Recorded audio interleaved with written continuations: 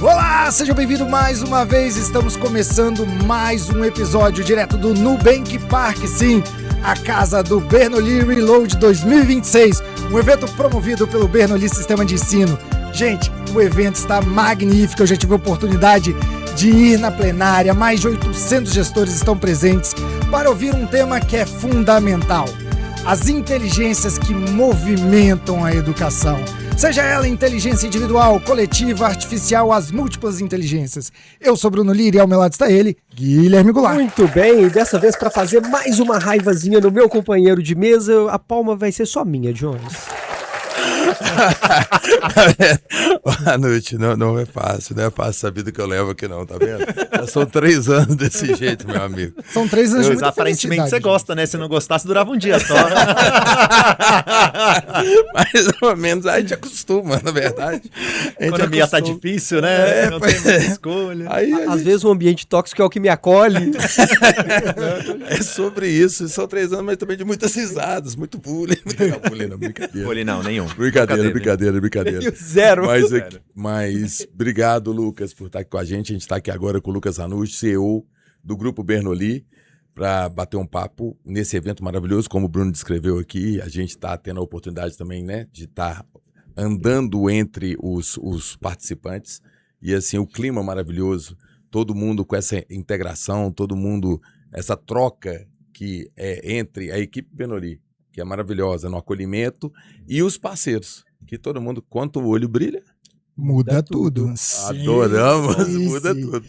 E eu vou começar perguntando, John, posso? Claro, fica à vontade. Ranucci, estamos aqui nesse evento, eu tenho certeza que é um evento que mobiliza todo o ecossistema do Bernoulli, porque de fato ele reflete o que é o DNA do Bernoulli. O Bernoulli tem uma característica da escuta.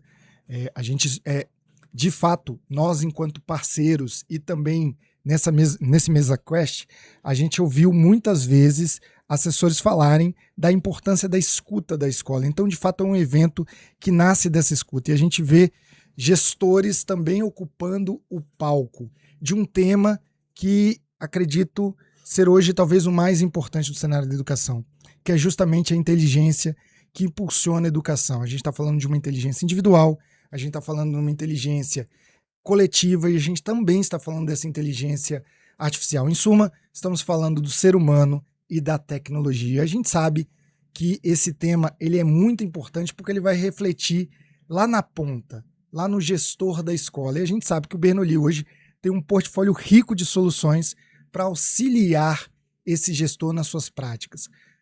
Ranucci, conta para mim como foi pensar esse propósito, o propósito desse evento, e como você, CEO hoje de um dos grupos mais importantes, se não mais importante da educação brasileira, que é o Bernoulli, na promoção da qualidade da gestão educacional, como é que você vê essa inteligência múltipla, essa inteligência coletiva, essa inteligência individual, somando-se à inteligência artificial na prática da gestão da escola?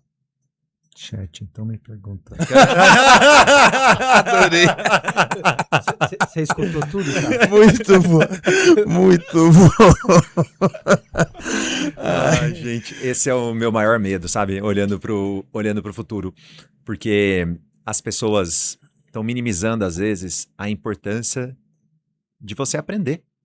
Porque as pessoas acham que, assim, cara, quando o chat, ou seja lá qual ferramenta, pode responder tudo, o ser humano não precisa saber mais nada. Não precisa saber mais nada. Eu tô vivendo uma coisa em casa. A gente tá construindo uma edícula no fim da casa. 40 metros quadrados. E o chat tá sendo meu engenheiro, né? Arquiteto, as pessoas devem ter contado já essa história. Eu recomendo fazer isso, pra ver o tanto que você vai sair frustrado. O tanto de coisa que você vai colocar lá. Ele fala assim: não esqueça de vibrar o concreto depois da concretagem. Aí você chega lá, né, você fala assim, pô, li tudo sobre vibrar o concreto, sei exatamente quantos centímetros tem que colocar, quantos segundos tem que colocar. Ele fala uma coisa: até quando você vibra? Ele: até você sentir que pararam de sair bolhas. Aí vai lá o espertinho vibrar o concreto e o mestre de obra só me olhando. Depois de uns minutos ele fala assim: você tá arregaçando tudo esse concreto, sabia? Por quê? As pessoas acham que o conhecimento é sobre decorar uma coisa. Só que você traduzir aquilo que você está vendo para a sua prática e ajustar exatamente a quantidade, a dose, o jeito de fazer acontecer é o que diferencia. E aí, o meu maior receio hoje em dia, e eu nem estou respondendo sua pergunta, eu estou respondendo você não me perguntou. Meu maior receio hoje em dia é as pessoas minimizarem demais a importância do conteúdo e minimizarem demais falar o seguinte, não adianta você ficar o dia inteiro na frente de um chat lendo um monte de coisa. Você tem que ir para a prática. Você tem que ir lá e viver. Você tem que ir lá e aprender. Você não aprende a ser alguém melhor, ou um engenheiro melhor, ou um ser humano melhor no seu quarto falando com o chat. Você aprende indo viver com outro ser humano. É tendo discussão no sentido de, cara, tem um ponto de vista diferente, vamos achar o meio do caminho. É o conflito que te desenvolve. Então eu fico olhando esse futuro que a gente ama. Eu sou super empolgado. No Bernoulli você fala de inteligência artificial, as pessoas vão falar meu nome do tipo assim, o Lucas é o cara que sai pregando IA para todo mundo. Eu amo no lugar certo e as pessoas no lugar certo. E eu acho que é sobre isso, né? Quando a gente fala das 3 inteligências aqui, tem muito a ver sobre entender o lugar de cada uma delas. A gente tem a IA, que tem um papel maravilhoso no lugar certo. A gente tem o ser humano, que é isso daqui. A gente não se conecta com o computador, gente. A gente se conecta com seres humanos. E a sociedade melhor vai ser construída, não quando todo mundo ficar aqui, me perguntaram isso aqui, o que eu digo? Não é aqui que a sociedade vai construir sendo uma sociedade melhor. A gente não vai aprender a ser uma sociedade melhor só atrás de uma IA. A gente vai aprender convivendo. E vocês escutaram aqui na abertura, né? Errando. A gente fala muito que o tempo todo, o nosso movimento interno é inteligência artificial e cultura. Sabendo o lugar de cada um. Porque se eu faço um movimento de IA, as pessoas vão achar que tudo é sobre IA. Não. Quando você tira um pedaço, fica um vazio, você precisa preencher. E a nossa leitura foi, quando você tira um pedaço que é a tarefa cognitivamente repetitiva, sendo tirada do meio do caminho, sobra um vácuo. O que preenche aquele vácuo? A nossa cultura. Então a gente quer aproveitar um momento para construir 2 coisas, que é a inteligência artificial em prol do grupo das nossas escolas e um reforço de cultura. Porque o Bernoulli nasceu há 27 anos porque a gente pensava diferente e pensava diferente de um jeito que até hoje segue sendo a nossa forma de atuar. Muito bem. Aproveitando o gancho, eu sei que não tem a ver com a inteligência artificial, nem a individual e muito menos com qualquer outra, mas falar de cultura para o gestor é o grande desafio. Eu já escutei muita coisa sobre cultura, inclusive que fit cultural é uma grande bobagem, que o gestor perde tempo querendo fazer isso, mas qual é o verdadeiro risco de não ter a cultura na mão, deixar que a cultura marginal invada o processo da gestão da sua organização?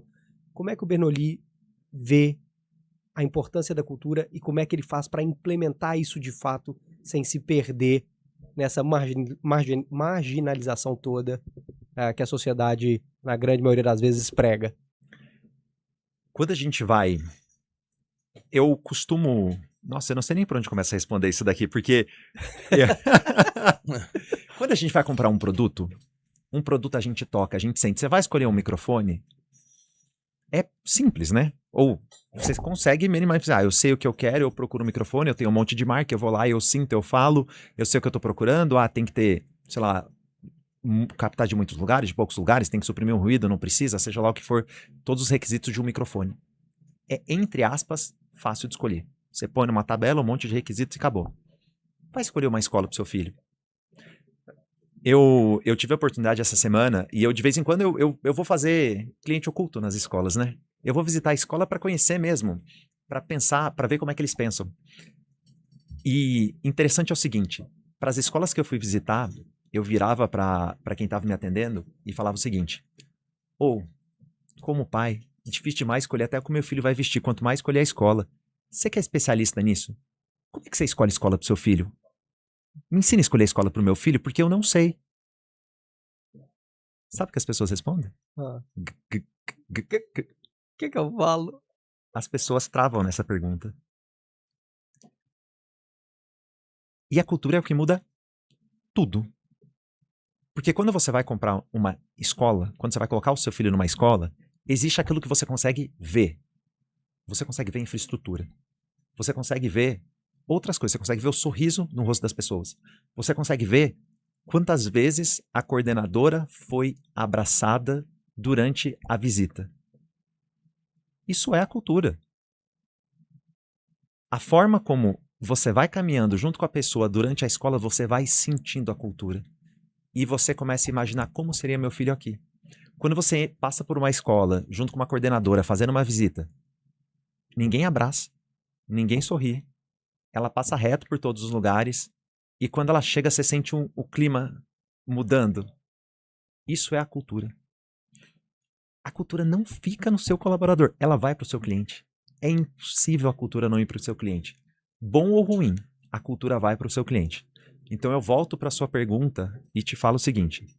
Se cultura é algo que vai para o seu cliente, se escolher que escola você vai matricular, é um negócio que você sente. Algumas coisas são muito tangíveis. Qual é o currículo? Quantas horas de inglês? Como é que é o esporte? Como é que é o incentivo ao aprofundamento? Como é que é as Olimpíadas? Como é que é a sua infraestrutura? Mas uma série de coisas você sente. E a minha pergunta é, sabendo de tudo isso, você cuida da cultura ou cultura é bobagem? Eu confesso pra você que meio que foi um chute na canela.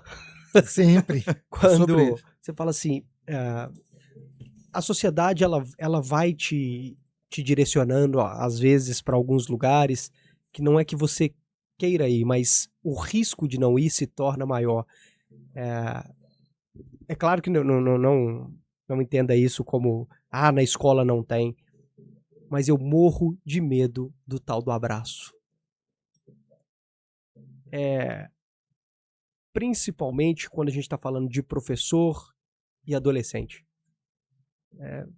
Aí que vem, de fato, como que a cultura vai ser implementada aí, porque pode gerar um risco, a sociedade é má, a gente sabe disso, mas também não ter... Que escola é essa? Na defesa da profissional que me atendeu, era uma escola de educação infantil para o meu filho de 4 anos. Tá perdoado. perdoado. Tá perdoado. Então eu tenho esses medos, mas de fato, quando você pensa, se a cultura passa para o seu cliente, que tipo de cliente você gostaria de ter? Aquele que te abraça ou aquele que passa direto e nem olha no seu rosto? Na hora que terminar aqui, Gui, eu vou te dar um abraço. Então, na hora que terminar aqui, eu prometo que eu vou te dar um abraço, porque eu percebi que o abraço magoou. Mas olha que conquista. Olha que conquista, hein? A gente começou ele reclamando da forma como ele é tratado, você que terminou ganhando um abraço, hein? Ganhando um abraço, Olha tá vendo que como é que a revolução. coisa, como é que evolui. Mas, Hanut, eu percebi aqui gente, o quanto que eu tô ficando velho. Você falou 27 anos da história do Bernoulli. E eu me recordo, assim, o Bernoulli, ele foi inovador desde quando ele surgiu. Porque eu sou mais velho que você, com certeza. E talvez você não vai lembrar disso. Agora você Pode seguir. pode continuar aqui? Pode. Quando o Bernoulli para Belo Horizonte, o que aconteceu? A gente via, eu usava ônibus, eu morava no Barreiro e estudava no centro. Aí a gente saía por aqui vendo, você sabe o que é Bernoulli? Você já ouviu falar que era Bernoulli? Cara, é aquele negócio, espalhou em Belo Horizonte inteiro. E aquele tem dando nervosia. Aí ficava dentro do ônibus, assim, era o burburinho. Você sabe o que é Bernoulli? Aí o outro, você descobriu. Tipo assim, e não tinha, não era igual hoje. Você chega aqui no Google e aquilo foi uma febre em Belo Horizonte e tal. Então, por que eu tô colocando isso? Porque o Bernoulli, desde a sua chegada, o Bernoulli se posiciona diferente, olha para tudo diferente. E hoje, estando nesse evento aqui, a gente está vendo quanto que, né, a gente falou aqui das 3 inteligências, a individual, a coletiva e a artificial, e o quanto que o Bernoulli já está... Todo mundo hoje fala do mesmo assunto, mas o Bernoulli fala de uma maneira diferente. E isso, para mim, é muito interessante. E eu fiz essa pergunta aqui e gostaria de ter uma nova visão do que você hoje, na posição de CEO, você participa, né, de várias frentes, de discussões, né, com o seu time. Como que o Bernoulli está vendo o futuro da educação? Essa pergunta foi feita, mas eu queria ver com a sua visão. O futuro da educação com esse tanto de tecnologia embarcada, porque a gente sabe que a IA é meio. A IA é aquela IA que te fornece comida e a IA que te queima. Como é que vocês veem hoje esse cenário, pensando na educação daqui a, sei lá, 5 anos, com o uso de inteligência artificial, conectada com as outras duas, obviamente. Olha, você falou sobre pensar diferente e eu vou voltar de novo até para a cultura. Da onde nasce o nosso pensamento? Ele nasce do coletivo. Quando a gente vai chegar em algum lugar, a gente discute muito, muito. Então, a gente tem um dos nossos valores que é juntos somos melhores. Só que como é que ele se traduz na prática? As decisões mais importantes, elas não necessariamente são colegiadas, a gente não faz uma votação. Mas a gente debate muito. Mesmo que, olha, essa decisão é do Gui, ele vai conversar com muita gente. E no final, ele pode até discordar de todo mundo e tomar essa decisão. Mas a gente vai discutir muito. E eu acho que isso permite com que a gente tome decisões diferentes. Por quê? Porque como a gente escuta muita gente nas decisões, lógico, tem uma série de decisões que são do dia a dia, a pessoa vai tomar sozinha. Sim. Mas eu acho que a gente tem esse bom senso de entender quais decisões são mais impactantes e quais são menos impactantes, para a gente entender aonde a gente vai colocando cada pessoa. Esse evento que a gente está fazendo, para a gente chegar no conjunto de palestrantes, cara, isso é um quebra-pau gigantesco. Porque alguém traz um nome, tem que ser assim, tem que ser assado. E o evento é maravilhoso. O time arrebenta. Mas teve muita, mas muita discussão para chegar nessas pessoas. Falando um pouquinho do futuro da educação, olha, eu não vou ter essa resposta. Eu vou te falar elementos que eu vejo que fazem parte do futuro, mas de verdade, você vê as pessoas de Harvard, de Stanford, e você pergunta para elas qual é o futuro da educação, a resposta delas é que eu não sei. Então, assim, eu ainda não estou na frente de Harvard e Stanford, eu te garanto. Então, Ainda não. Ainda não. Então, eu não vou ter essa resposta, mas o que eu te digo é o seguinte, primeiro, e eu falo isso muito, né? Tudo que é cognitivamente repetitivo vai ser automatizado. Sim. Começa a listar na sua escola tudo que é cognitivamente repetitivo.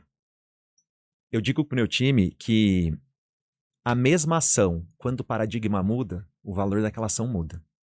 Exemplo prático da história. Em 1900, quer ir rápido, vai de cavalo ou de carruagem. Depois, você quer ir rápido, você vai de carro. Cavalo e carruagem continua sendo a mesma coisa, feita do mesmo jeito. Mas a percepção de valor mudou radicalmente. Mudou porque o cavalo mudou? Não. Mudou porque a carruagem mudou? Não. Mudou porque o meio mudou. Então, quando o paradigma muda, o valor de alguma coisa também muda com ele. A gente está vivendo uma mudança de paradigma. Coisas que pra gente, talvez como gestor, como dono de escola, tinha valor, ela pode continuar sendo feita do mesmo jeito, mas ela perde o valor. Sim. E aí é onde a gente começa, primeiro elemento de uma escola do futuro. Aquilo que é cognitivamente repetitivo vai começar a ir embora. Vamos começar primeiro com a rotina do professor. Tudo aquilo que o professor faz, que é burocrático, acaba. E uma série de coisas que fazem parte da rotina, até mesmo de como é que ele se prepara para uma aula, também começa a ir embora. De verdade, qual é o valor de uma correção de uma prova? O valor está no feedback e no desenvolvimento do aluno. Sim. Quanto disso pode ser automatizado? Quanto disso é só uma repetição cognitiva e quanto daquilo tem valor? Eu acho que a gente tem que começar a se questionar, a primeira coisa nessa escola do futuro, quais são as coisas que, por uma mudança de paradigma, perderam radicalmente seu valor. Um aluno precisa ter um feedback se ele foi bem, se ele foi mal, que ele tem que mudar? Ele precisa. Aonde entra o papel do professor? Aonde entra o papel da IA? Acho que a gente vai ter que descobrir isso no futuro. Então, acho que esse é o primeiro elemento que toda a escola vai passar. Um segundo elemento que eu acho que a gente vai viver é o papel da sala de aula vai mudar. Uhum. Mas muito vai mudar. A gente vai ter que achar uma solução para, ao mesmo tempo, trabalhar o coletivo e o individual. O ensino vai ser mais personalizado. Exatamente como isso vai acontecer, eu ainda não tenho a resposta. Mas o ensino ele vai ser mais personalizado. Por quê? As pessoas aprendem num ritmo diferente. As pessoas precisam ser desafiadas num ritmo diferente. As pessoas têm facilidade diferente com as matérias. E então, de alguma forma, a gente vai achar uma dinâmica de escola em que momentos coletivos e momentos individuais vão ter que coexistir de alguma forma. A terceira coisa, eu acho que a escola vai ser obrigada a ser mais ativa e menos passiva. A sala de aula vai ter que ser mais ativa e menos passiva. Por quê? Porque a gente vai desenvolver, no futuro, a gente vai precisar de cada vez mais discernimento entre o bom e o ruim, entre o que está certo e o que está errado. E esse discernimento, ele nasce de você ter conteúdo.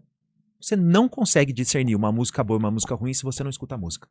Senão, para você é tudo igual. Você não consegue discernir um pudim bom de um pudim ruim se você não come pudim. Não come pudim. O vinho bom do vinho ruim, você não discerne se você não provou o bom e não provou o ruim. Porque quando você provou só o vinho ruim, para você aquilo é o melhor que você já teve. Então, essa escola do futuro, um terceiro elemento que ela vai ter que ter, a gente vai ter que trabalhar muito a capacidade, cada vez mais, do aluno julgar, do aluno criticar, do aluno discutir. E isto não vem de uma ação passiva. Então eu acho que esse é um terceiro elemento que a gente vai ver nessa escola do futuro. E eu acho que o quarto elemento, que é meu último ponto aqui, que constrói em cima de tudo isso, é as atividades que o aluno vai ter que fazer vão mudar radicalmente. Por exemplo, algumas coisas que a gente fazia, vamos deixar de fazer. Redação em casa. Não funciona. Não funciona. Outras coisas que a gente não fazia, a gente pode fazer. Prova oral de speaking com 100% dos alunos de forma individual, com auxílio de inteligência artificial. Pode ser feito. Seria impossível, agora já é possível. Eu lembro que eu trabalhei no ensino superior muitos anos, deve fazer uns 10 anos, eu falava isso com o meu time. Eu liderava um time de avaliação e qualidade acadêmica no ensino superior. E eu tinha um sonho, eu falei assim, cara, sabe qual que é o meu sonho? Que a prova de um aluno, eu dava exemplo, de contabilidade, não fosse escrita, fosse uma discussão. Deixa eu ver o quanto você sabe mesmo de contabilidade. Vamos bater um papo aqui. Abre esse balanço, vamos discutir sobre esse balanço. Há 10 anos a gente falava sobre isso. Talvez agora vai conseguir virar realidade. Porque você prova o quanto a pessoa sabe de alguma coisa quando você põe ela para discutir aquele tema. Aí você prova o quanto ela sabe daquele tema. E eu acho que são portas maravilhosas que vão se abrir na escola. Então, acho que esses alguns são os elementos da escola do futuro. É difícil discernir exatamente todo o desenho da escola do futuro. Acho que esses daqui vão fazer parte do que a gente vai Muito viver. legal. Sensacional, senhoras e senhores, chegamos ao final de mais um episódio que eu tenho certeza que você vai voltar e reassisti-lo 1, 2, 3 vezes, porque tem muita coisa importante para você colocar no dia a dia da sua escola. E se ficou alguma dúvida, eu vou te passar daqui a pouco um telefone. Sim, se eu não te passar, você joga no Google. Bernoulli Sistema de Ensino, um portfólio completo que fará a diferença no seu dia a dia. E como vocês já ouviram aqui com o Marden, um grande diferencial, assessoria. Você não está sozinho no Bernoulli. Continue com a gente, porque daqui também sai muito conteúdo. Nós somos o Trio BTO3 e é um prazer compartilhar tudo isso com vocês. Obrigado.